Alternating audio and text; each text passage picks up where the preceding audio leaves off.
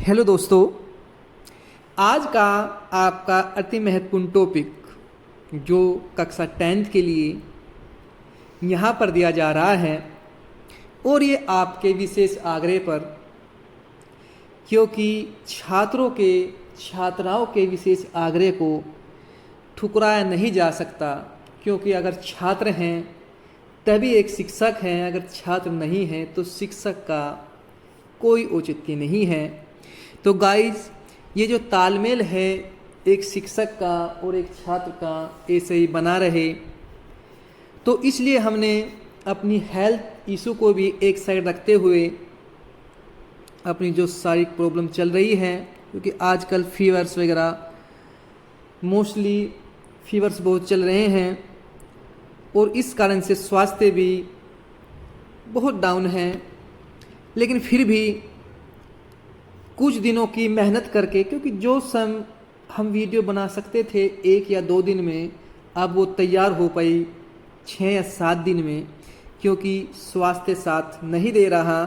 लेकिन फिर भी आपसे जो स्नेह है उसको हम प्रबल समझते हुए हमने वीडियो आपके लिए डाली है। और यहाँ पर हम सिलेबस को डिस्कस करेंगे कि आपको पढ़ना है और कितना पढ़ना है और किस टॉपिक से पढ़ना है और किस टॉपिक में कितने नंबर आपको मिलेंगे, किस प्रकार से पेपर आता है, पेपर के कौन कौन से महत्वपूर्ण टॉपिक हो सकते हैं, कौन कौन से निर्देश आपको स्टार्टिंग में प्रारंभ में दिए जाते हैं, आपको क्या करना है, पूरी थ्योरी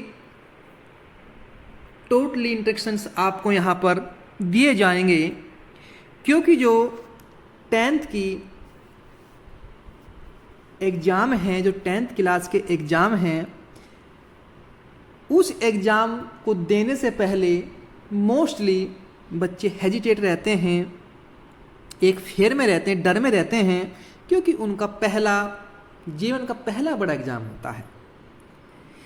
और टॉपिक को समझते हुए भी में या जल्दी के कारण वहाँ पर गलती करके आते हैं और उसी गलती से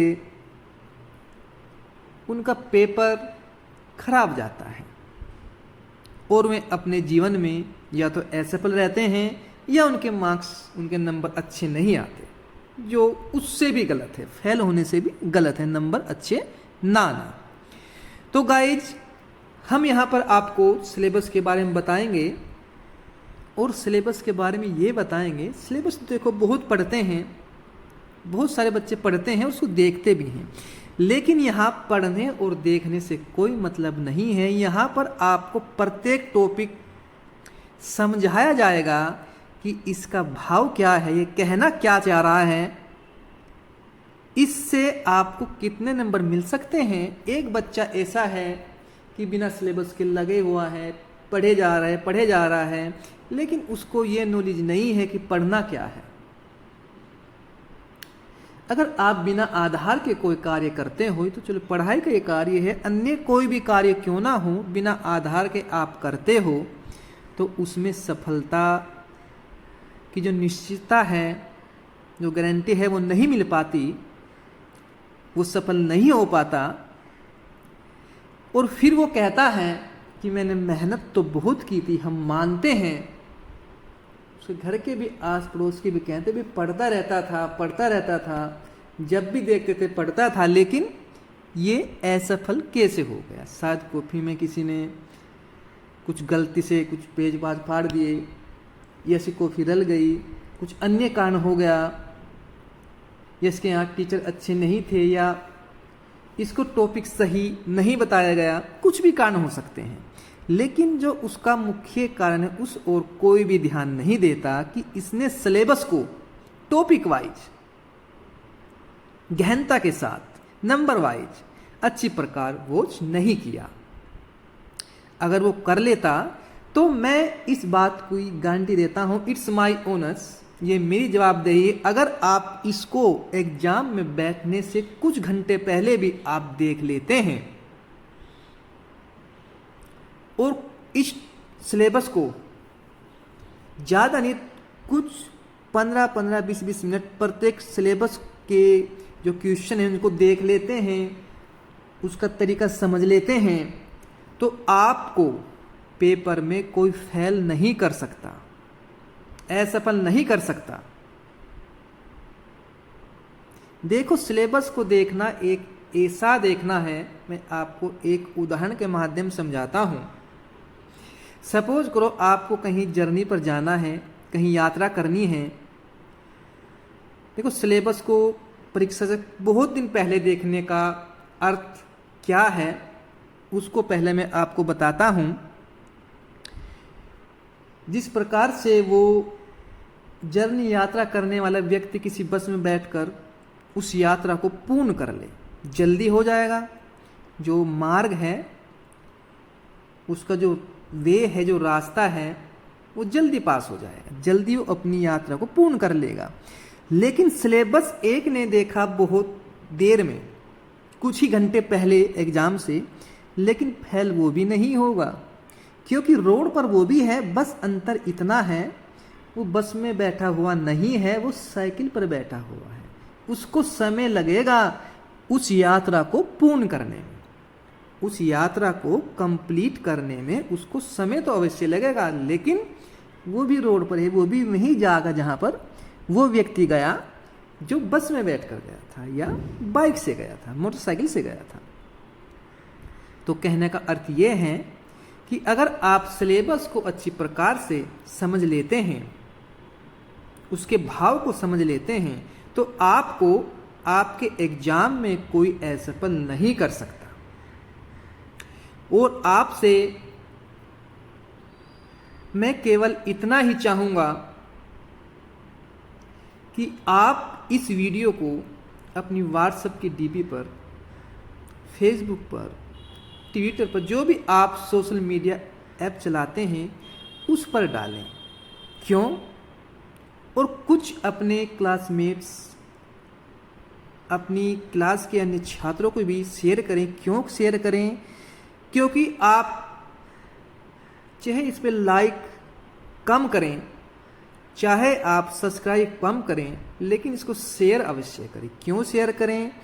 क्योंकि जितने बच्चों के पास ये वीडियो जाएगी उतने ही बच्चों को क्या मिलेगा? एक पेनिसिया वीडियो मिलेगी, एक रामबाण वीडियो मिलेगी, जिससे उसकी जो 10th की क्लास की जो प्रॉब्लम है, जो पढ़े जा रहा है अब, क्योंकि मैं कुछ मंथ पहले क्यों बना रहा हूँ इस वीडियो को, क्योंकि कुछ यूट्यूबर्स क्या करते हैं कि एग्ज़ाम होने के नज़दीक बनाते हैं। क्यों?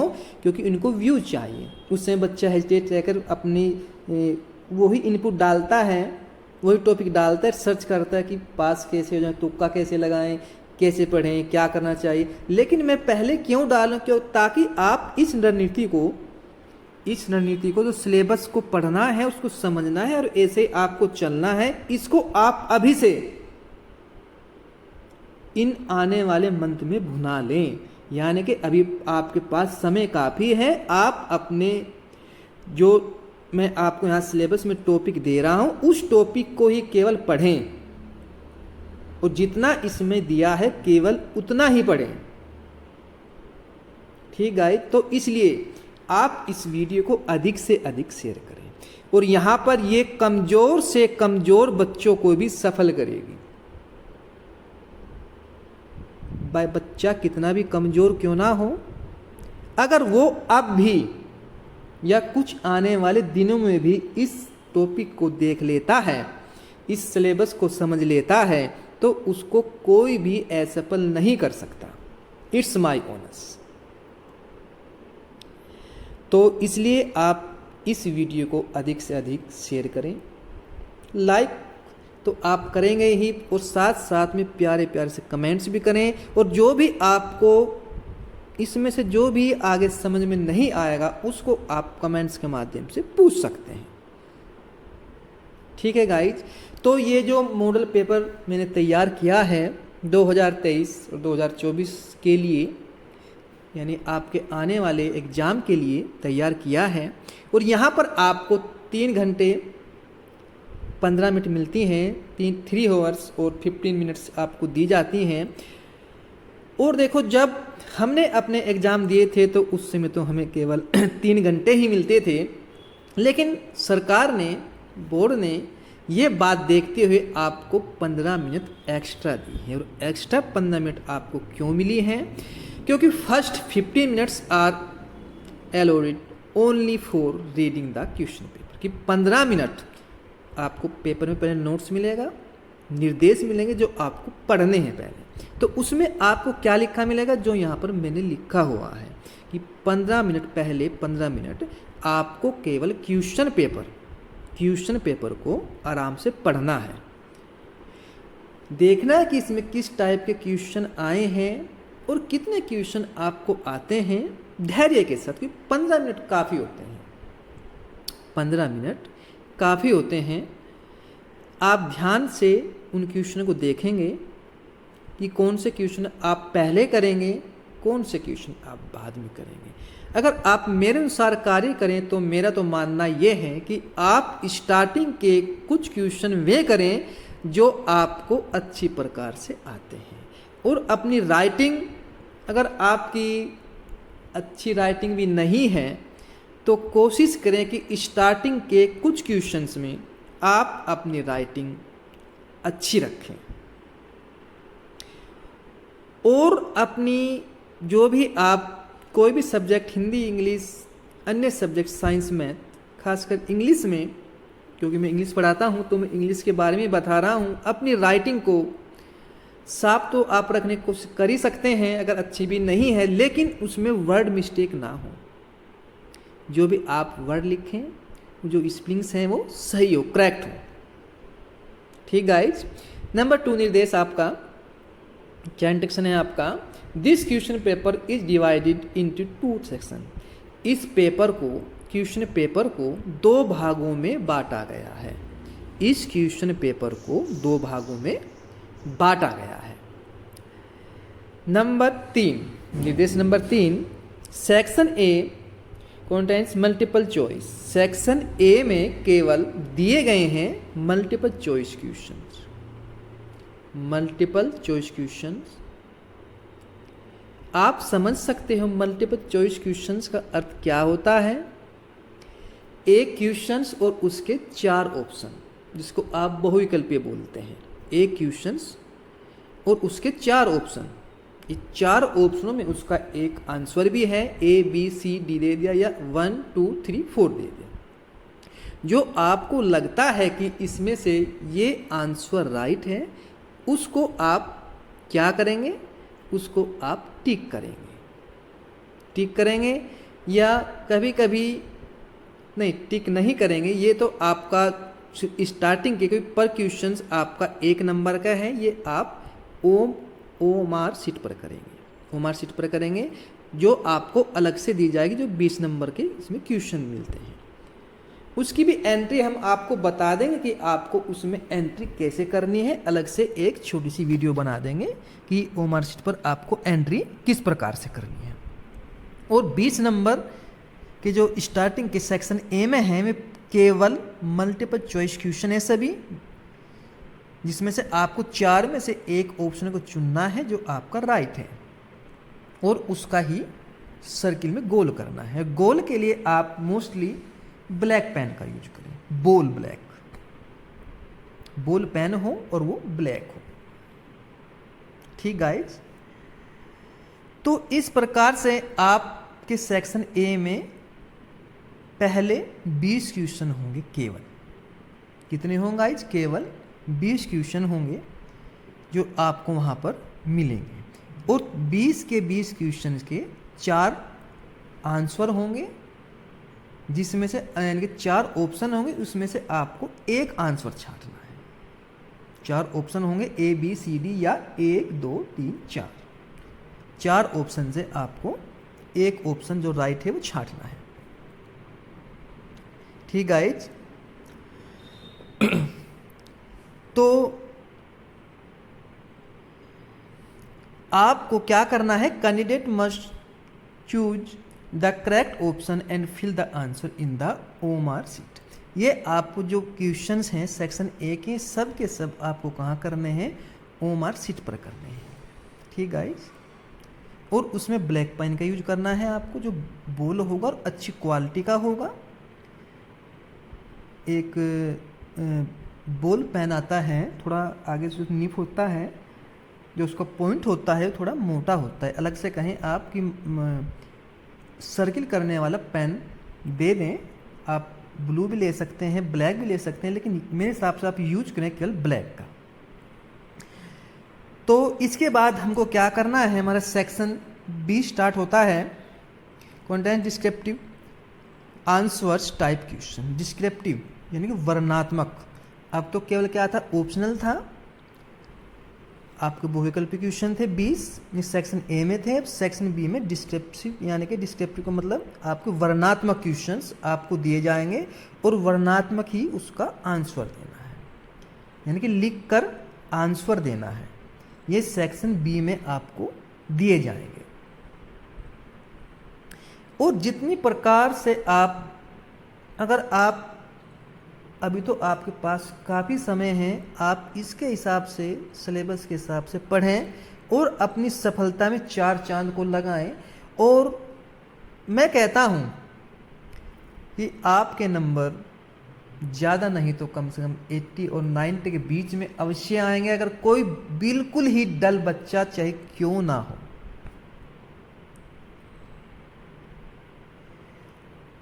और यहां से हम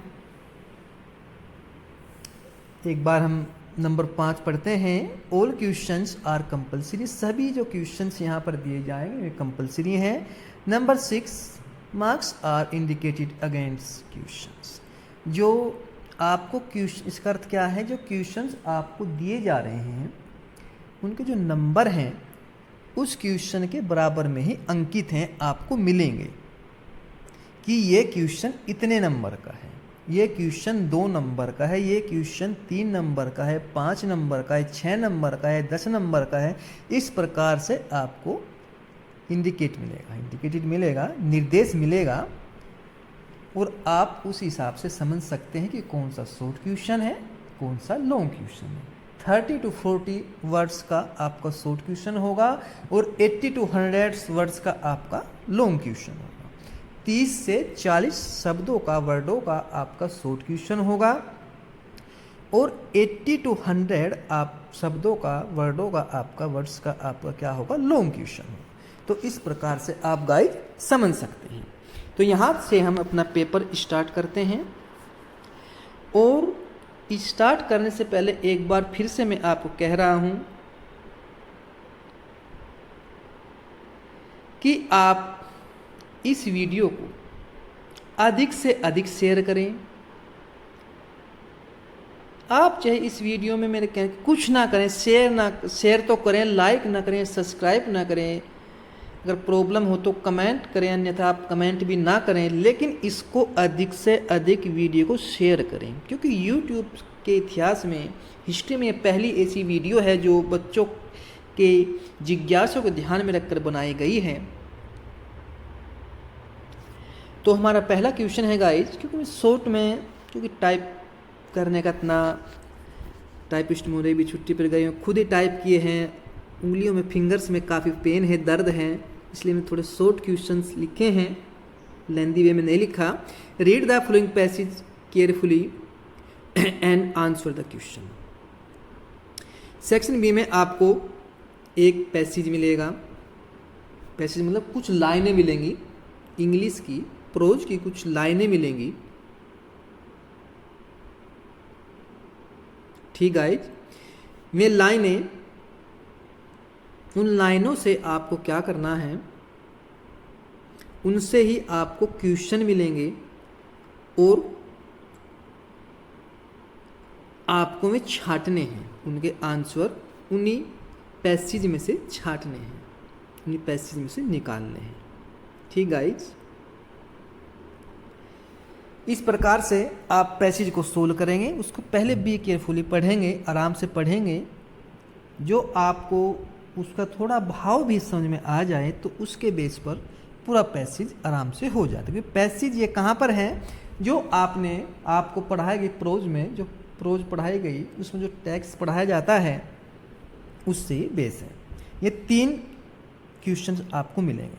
ठीक guys, choose the correct option, correct option to answer the following. आपको यहां पर कुछ क्वेश्चन मिलेंगे, आपको चुनना है, चूज करना है करेक्ट ऑप्शन को, जो उसमें से उचित ऑप्शन होगा।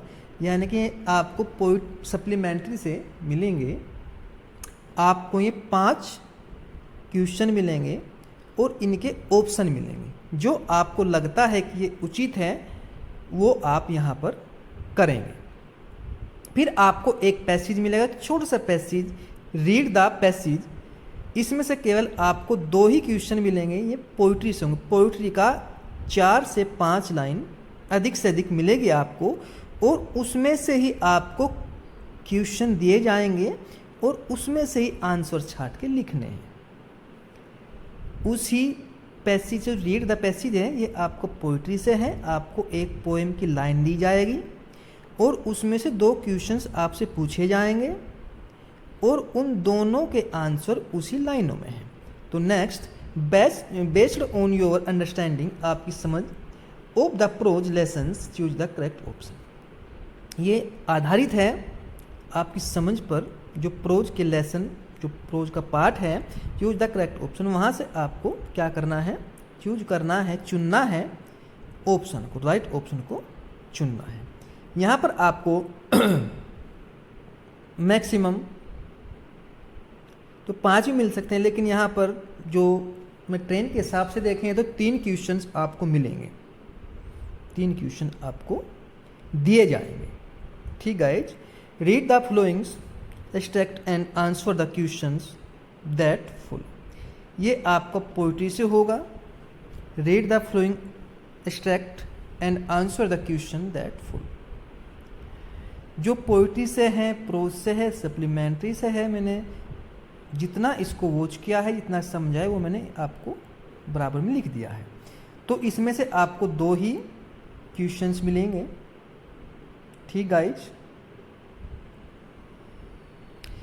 इसके बाद based on your understanding of the lessons in the book the thief's story choose the correct option to answer the following. ये आपका सप्लीमेंट्री से होगा, लिख भी दिया हमने, आपका सप्लीमेंट्री से होगा। इसमें आपको 4 से 5 क्वेश्चंस मिलेंगे जो आपकी समझ पर आधारित होंगे। लेसन क्या है आपका, एक लेसन आपको दे दिया जाएगा। जितने भी आपकी सप्लीमेंट्री के लेसन हैं, एक लेसन, जैसे यहाँ पर लेसन मेंशन है द थीव्स स्टोरी, तो ऐसे कोई अन्य या ये जितने भी लेसन, उसमें से कोई भी एक लेसन आपको दे दिया जाएगा। ठीक गाइज, तो यहाँ तक ये सेक्शन ए में सब आपके समझ पर बेस्ड थे, सब ऑप्शनल थे। सेक्शन ए के सभी क्वेश्चंस आपके 1 नंबर के थे, जो 20 नंबर के हुए टोटल। एक बार देख सकते हैं आप, यहाँ से टोटल पेपर 70 नंबर का, 50 नंबर के आपके थ्योरिकल रिटन वर्क लिखने वाला तो ये भी है, लेकिन ये ऑप्शनल है। ये बहुविकल्पीय क्वेश्चंस हैं जो आपको 20 नंबर के दिए जाएंगे। और ये इसमें पैराग्राफ्स, ये जो भी आना है वो सब आपको यहाँ पर मेंशन किया गया है। ये कौन सा प्रोज से है, कौन सा पोइट्री से है, कौन सा सप्लीमेंट्री से, इस प्रकार से आपको बता दिया गया है। और फिर भी कुछ भी आपके समझ में नहीं आ रहा तो आप कमेंट्स के माध्यम से पूछ सकते हैं, हम आपके लिए हर समय तत्पर हैं। तो आप विदाउट हेजिटेशन अपनी जो क्वेरीज हैं उसको आप आराम से पूछ सकते हैं। या आपका कोई ऐसा क्लासमेट है, उसके पास ये सुविधा नहीं है फ़ोन की, तो आपके समझ में वो थ्योरी आ गई है, सिलेबस समझ में आ गया है, तो आप तो क्या करना है, उसकी हेल्प करनी है गाइज, उसको समझाना है। क्योंकि एक मदद ऐसी होती है जो रुपये पैसे से की जाती है, लेकिन वो मदद इसके सामने कुछ भी नहीं है। क्योंकि शिक्षा ज्ञान की मदद आप करेंगे, किसी का सहयोग करेंगे, तो ऐसा सहयोग अमिटित होता है, एक से होता है, जिसका कभी नाश नहीं होता, अक्सर रहता है। वो जो ज्ञान आप नॉलेज किसी को दे रहे हैं वो हमेशा एक से रहती है, उसको कभी नाश नहीं होता, नष्ट नहीं होता। तो यहाँ पे मैंने ऊपर लिख भी दिया सेक्शन ए कि ये आपके 20 क्वेश्चन यहाँ पे एक बार फिर से देख रहे हैं, तो प्रत्येक क्वेश्चन 1 नंबर का है। तो अब हम सेक्शन बी की ओर बढ़ते हैं जो 50 मार्क्स का होगा। क्योंकि सेक्शन ए में तो केवल 20 क्वेश्चन जो केवल ऑप्शन थे, जो बहुविकल्पी क्वेश्चन थे, जिनके 4 ऑप्शन आपको मिलते थे या 5 ऑप्शन मिलते थे, उनमें से आपको राइट एक ऑप्शन चुनना था जो आपको सर्किल करना था ओएमआर शीट पर। ठीक गाइस, इतना आप समझ गए। सेक्शन ए में 20 क्वेश्चन थे और 20 के 4 या 5 ऑप्शन थे, उन ऑप्शन से आपको एक राइट ऑप्शन चुनना था। ठीक गाइस, अब सेक्शन बी का पहला क्वेश्चन, एक रीड द पैसेज, जो 7 नंबर का होगा। ठीक गाइज, अब question number 2, answer any one of the following. ये शॉर्ट क्वेश्चन है। एनी वन, आपको 2 शॉर्ट क्वेश्चन से एक शॉर्ट क्वेश्चन करना है। ये जो 4 नंबरों का होगा, जो 4 मार्क्स का होगा। Answer any one of the following, ये शॉर्ट क्वेश्चन है, इसमें से आपको एक क्वेश्चन करना है। ये भी देख लेना है आपको, क्वेश्चन एनी वन है, एनी टू है या नहीं दिया। अगर 3 क्वेश्चन है तो एनी टू दे दिया, या किसी में नहीं दिया एनी वन या एनी टू, तो आपको यानी कि सारे क्वेश्चन भी करने हैं जितने उस नंबर पर क्वेश्चन हैं। फिर है answer any one of the following in about 80 and 100 words, long question 6 marks. यहाँ पर आपका ये गलती से टाइप हो गया लॉन्ग क्वेश्चन, ये आपका एससीए है, एससीए है गाइज, जो आप आर्टिकल भी कह सकते हो, जिसको लॉन्ग पैराग्राफ भी कह सकते हो।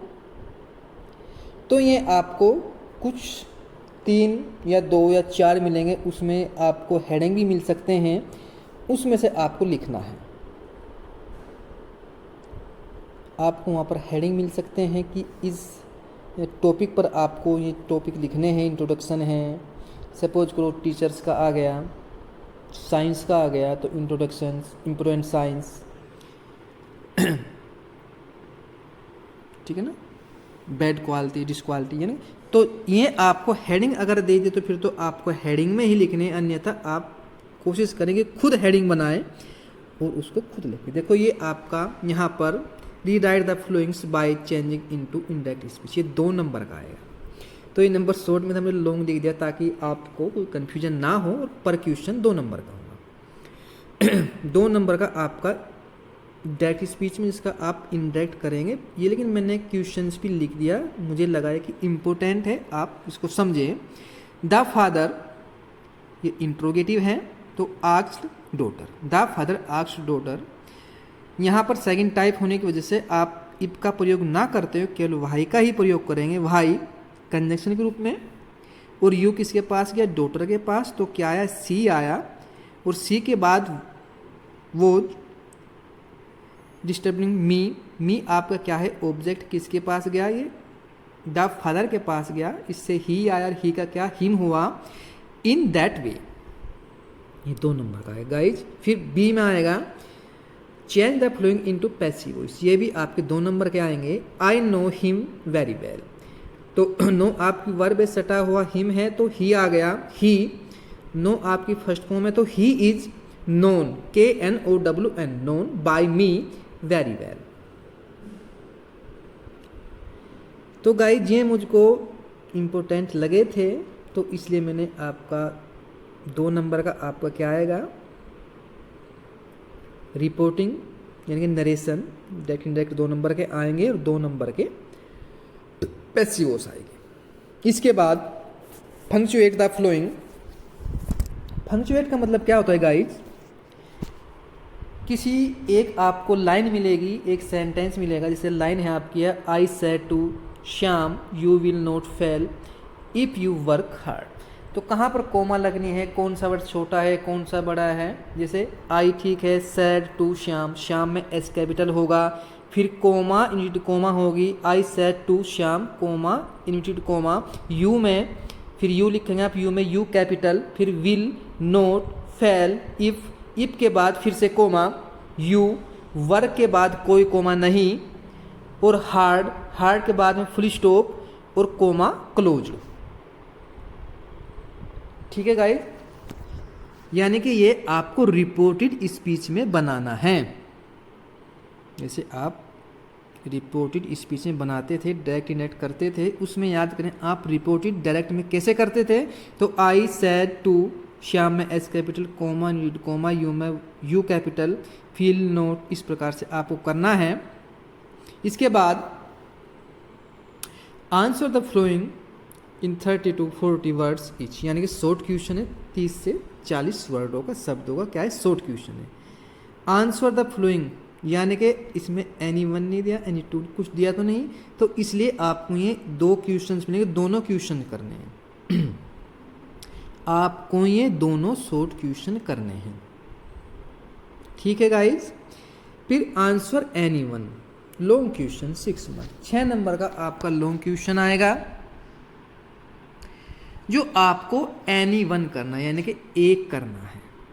वो क्वेश्चन आपको केवल एक करना है, यानी कि 2 A B 2 लॉन्ग क्वेश्चन आपको मिलेंगे। जौन सा आपको क्वेश्चन उचित अच्छी प्रकार से आता है, आप कर सकते हो, तो आप उन दोनों में से केवल एक क्वेश्चंस को करें, कभी दोनों आप करने लग जाएं, क्योंकि आपको समय भी देखना है गाइज।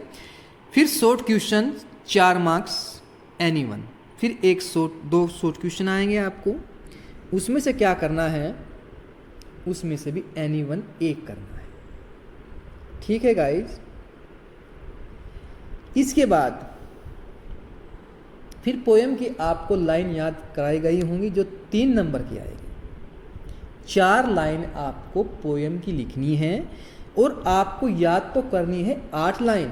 क्यों करनी है 8 लाइन, कभी कभी क्या होता है, जो मैंने आपको पहले बताया था स्टार्टिंग में, याद करें, ये पैसेज आपका पोइट्री से पोएम से आएंगी 4 लाइन, तो उसमें कभी कभी में 4 लाइन आ जाती है, और वहीं आपने याद की हुई वहीं आप लिख देंगे तो उसको क्या नकल मान लिया जाएगा। तो इसलिए आपको 8 लाइन कराई जाती हैं। अगर उसमें से बाई चांस आ भी जाए तो आप नीचे की लाइन आ जाए 4, तो आप ऊपर की लिख दें, ऊपर की आ गई तो आप नीचे की लिख दें। तो ये 3 नंबर आपको यहाँ से बड़े आराम से मिल जाते हैं। फिर सेंट्रल आइडिया आपका, ये भी आपके 3 नंबर का आएगा। इसके बाद शॉर्ट क्वेश्चंस, ये होंगे शॉर्ट क्वेश्चन आपके सप्लीमेंट्री से, शॉर्ट क्वेश्चंस आपके सप्लीमेंट्री से होंगे, ये 3 नंबर के होंगे। फिर आपका लॉन्ग क्वेश्चन,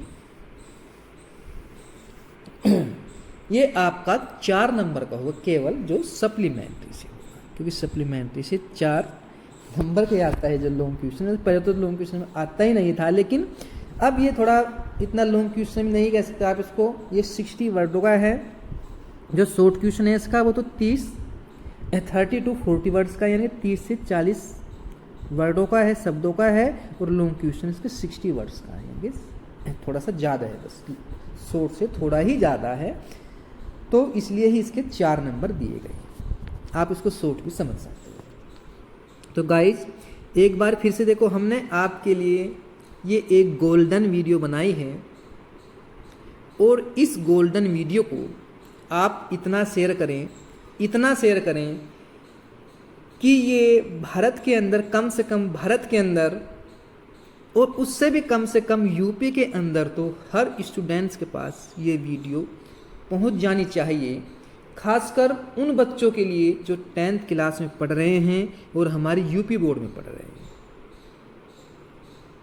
क्योंकि उनमें से बहुत सारे बच्चे, तो ये नहीं कहता मैं होशियार होंगे, अच्छे होंगे, बहुत अच्छे होंगे, लेकिन कुछ बच्चे ऐसे हैं किसी कारणवश, आर्थिक तंगी के कारण, अच्छा गाइडेंस ना मिलने की वजह से उनको सिलेबस का पूर्ण ज्ञान नहीं था, तो उनको भी सिलेबस का पूर्ण ज्ञान मिल सके और वो इससे, क्योंकि अब इस टाइम काफ़ी है, इनफ समय है, इनफ टाइम है, तो आप जो कुछ मंथ गुजर चुके हैं, स्पेंड हो चुके हैं, उसकी पूर्ति इन मंथ में हो सके और आप अपने एग्ज़ाम में अच्छे से अच्छा प्रदर्शन कर सकें। देखो, एक शिक्षक के लिए ये सबसे बड़ा पारितोषिक है, रिवार्ड है कि उसका बच्चा, उसका छात्र अपने एग्ज़ाम में इतने अच्छे मार्क्स लेकर आए। इसके सिवा हमें कुछ नहीं चाहिए। तो गाइज, आप कमेंट्स के माध्यम से जो आपको लगता है कि पूछना है आप पूछ सकते हैं। तो okay guys, thank you very much.